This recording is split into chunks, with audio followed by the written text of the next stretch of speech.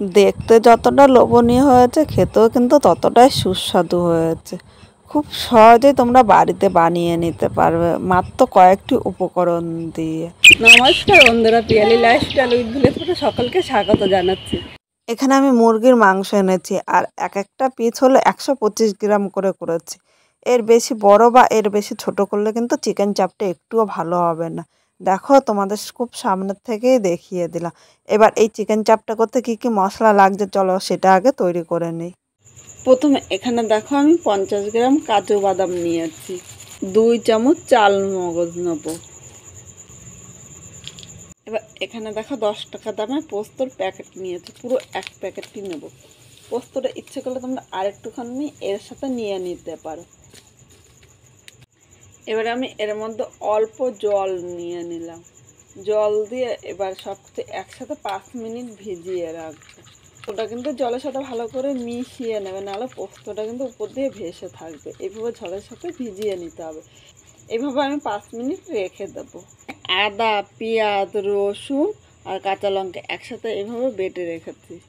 একটা মিক্সচারে বাটি নিলাম, এর মধ্যে যে পোস্ত, কাজু বাদাম ও চালমগজটা ভিজিয়ে রেখেছি এই মিক্সচারে বাটির মধ্যে আমি নিয়ে নিলাম। এখন আমি এই তিনটে একসাথে মিক্স করে নিয়ে আসছি। এখানে পোস্ত, কাজু বাদাম ও চালমগজ একসাথে করে আমি একটা বাটির মধ্যে নিয়ে নিয়েছি। এখানে এরকম একটা পাত্র নিয়ে নিলাম মশলাটা তৈরি করার জন্য। প্রথমে আমি এখানে দেখো ছাতু নিয়েছি, ছাতুর প্যাকেট। এবার এখানে আমি ছাতু নিয়ে নিলাম, মানে ধরো 6 চামচ ছাতু নিয়েছি।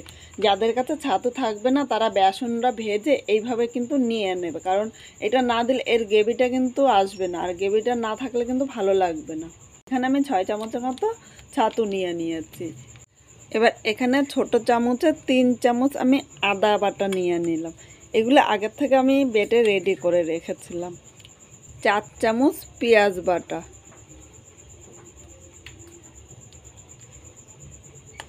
এখানে আমার মাংস আছে 1 কিলো। 1 কিলোর জন্য কিন্তু কতটা পেঁয়াজ বাটা লাগবে সেটা তোমাদের দেখিয়ে দিচ্ছি। এখানে আমি ছোট চামচে 4 চামচ নিয়েছি, মানে মাঝারি সাইজে 3টে পেঁয়াজ আছে। এর সাথে নিয়ে নিলাম 4 চামচ রসুন। রসুনটা আমি একটু বেশি দিয়েছি, কারণ যেহেতু মুরগির মাংস একটু রসুন বেশি না দিলে খেতে কিন্তু ভালো লাগবে না। এবার এখানে 6টা কাঁচা লঙ্কা বেটে নিয়েছি। 2 চামচ লঙ্কার গুঁড়ো, তোমরা ঝাল যেরকম খাবে সেই হিসাবেই লঙ্কার গুঁড়োটা নেবে। এখানে কিন্তু আমি কাঁচা লঙ্কাও বেটে নিয়েছি, তাই খুব বেশি লঙ্কার গুঁড়ো নেব না। এর সাথে নিয়ে নিলাম 1 চামচ কাশ্মীরি লঙ্কার গুঁড়ো। এটা কিন্তু ঝালের জন্য না, শুধুমাত্র কালারের জন্য দিয়েছি, ইচ্ছে করলে তোমরা স্কিপও করতে পারো। এবার নিয়ে নিলাম পোস্ত, চালমগজ ও কাজু বাদাম বাটা। প্রয়োজন মতো হলুদ, স্বাদ অনুযায়ী লবণ, সামান্য একটুখানি মিষ্টি দিলাম, খুব বেশি কিন্তু চিনি এখানে দেব না। এবার নিলাম এখানে 100 গ্রাম টক দই। টক দইটা ভালো করে ফেটিয়ে নেবে, আর ফ্রিজ থেকে বের করে সাথে সাথে টক দইটা কিন্তু এর সাথে নিয়ে নেবে না। ফ্রিজ থেকে অন্তত দেওয়ার আগে আধ ঘন্টা আগে বের করে রাখবে। এবার এর সাথে নিয়ে নিলাম আমি 50 গ্রাম সাদা তেল। এখানে দেখো এই যে শাহি বিরিয়ানি মশলা নিয়েছি। 1 চামচ বিরিয়ানির মশলা নেব, খুব বেশি কিন্তু এখানে ব্যবহার করব না, তাহলে এর গন্ধটা উগ্র আসবে, আর উগ্র গন্ধ ভালো লাগবে না খেতে ততটা। এবার নিয়ে নিলাম 1/2 চামচ গরম মশলার গুঁড়ো। এখন সব কিছু মশলা একসাথে ভালো করে ম্যারিনেট করে নেব।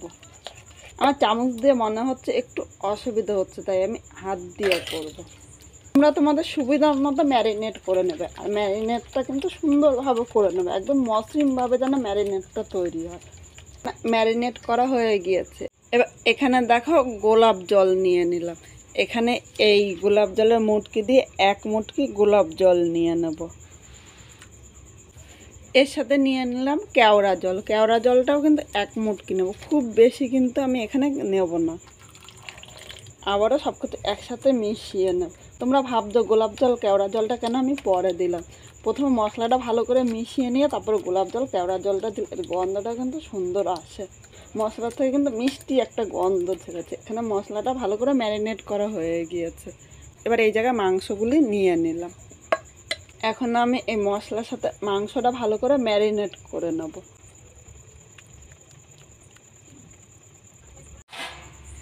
বন্ধুরা, মাংসটা ম্যারিনেট করা হয়ে গিয়েছে। এবার ঢাকা দিয়ে আজকে সারা রাত্রি আমি ফ্রিজের মধ্যে রেখে দেবো।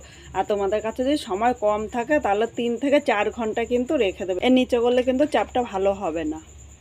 ফ্রিজ থেকে বের করে আমি এইভাবে 30 মিনিট রেখেছিলাম। এবার মাংসটা তোমাদের দেখাচ্ছি। এইভাবে রাখলে আর ঢাকনিটা খোলার সাথে সাথে কিন্তু সুন্দর একটা গন্ধ বেরিয়েছে, মিষ্টি গন্ধ। এখন আমি আরও 5 থেকে 10 মিনিট রেখে দেবো, কারণ এটা কিন্তু এখনও অনেকটাই ঠান্ডা আছে। ফ্রিজ থেকে বের করে সাথে সাথে কিন্তু আপনারা রান্না করতে যাবেন না। দেখো, আজকে সকাল থেকে বৃষ্টি হচ্ছে কিন্তু। এখানে আমি উনানটা ধরিয়ে দিয়েছি। এবার আমি কড়াইটা বসিয়ে দিলাম। এখন কড়াইটা প্রথমে ভালো করে গরম করে নেব। কড়াইটা গরম হয়ে গিয়েছে। এবার আমি সাদা তেল দিয়ে দিলাম। পুরো রান্নাটা কিন্তু আমি সাদা তেল দিয়েই করব। অবশ্য তোমরা চেষ্টা করবে সাদা তেল দিয়ে করতে, সর্ষের তেল দিয়ে করলে কিন্তু ততটা ভালো লাগবে না। এখন তেলটা ভালো করে গরম করে নিতে হবে, নাহলে কিন্তু মাংসটা দেওয়ার পরে কড়াইয়ের নিচে দিয়ে লেগে যেতে পারে। এখানে তেলটা ভালো করে গরম করে নিয়েছি। এখন আমি মশলা মাখানো মাংসটা এর মধ্যে নিয়ে নিলাম।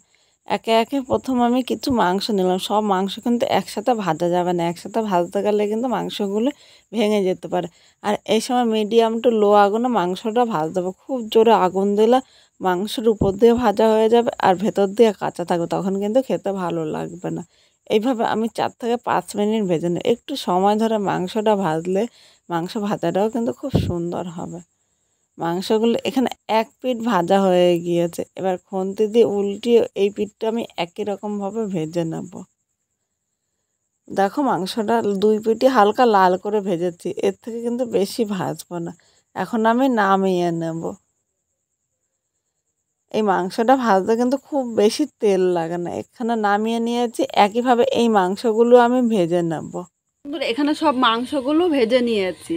মাংসটা ভাজার পর অনেকটাই তেল আছে, তাই আলাদা করে আর তেল দেবো না। আর এখানে দেখো অনেকটাই কিন্তু গ্রেভি রয়েছে। এই গ্রেভিগুলো আমি এর মধ্যে নিয়ে নিলাম। গাবলার মধ্যে একটুখানি মশলা লেগে আছে, তাই এই মশলাগুলো কিন্তু আমি নষ্ট করব না। গাবলার মধ্যে আমি অল্প জল নিলাম, খুব বেশি কিন্তু এই জায়গায় জল দেবো না। এবার গাবলাটা ধুয়ে আমি জলটা নিয়ে নিলাম। এখন মশলার সাথে ভালো করে নেড়ে চেড়ে মিশিয়ে আমি 3 থেকে 4 মিনিট কষিয়ে নেব। এই সময় কিন্তু খুব জোরে আগুন দেওয়া যাবে না, পুরো রান্নাটাই কিন্তু মিডিয়াম আগুনে করতে হবে। এবার আমি ফুটা পর্যন্ত অপেক্ষা করব, কারণ ফুটার আগে কিন্তু মাংসটা দেওয়া যাবে না। আর যেহেতু মাংসটা আমি ভেজে নিয়েছি, তাই আলাদা করে কিন্তু খুব বেশি জল দেবো না সেদ্ধ, কারণ মাংসটা আগের থেকে কিন্তু সেদ্ধ আছে। এখানে দেখো ঝোলটা ফুটে উঠেছে। এবার এই জায়গায় আমি একে একে মাংসগুলো নিয়ে নিলাম। মাংসটা ঝোলের সাথে নেড়ে চেড়ে মিশিয়ে নেব। এখন আমি ঢাকা দিয়ে 5 থেকে 6 মিনিট এইভাবে রান্না করে নেব। আর একদম মিডিয়াম, যেহেতু কাঠের উনানে রান্না করছি, একদম মিডিয়াম আগুন দিয়েছি। 6 মিনিট পর এখানে আমি ঢাকনিটা তুলে নিলাম। আর ঢাকনিটা তোলার সাথে সাথে সুন্দর একটা গন্ধ বেরিয়েছে। চিকেন চাপটা কিন্তু একদম রেডি হয়ে গেছে। এবার একটু নেড়ে চেড়ে নেব। আজকে খুব সাধারণভাবে অল্প উপকরণ দিয়ে এই চাপটা আমি বাড়িতে তৈরি করেছি।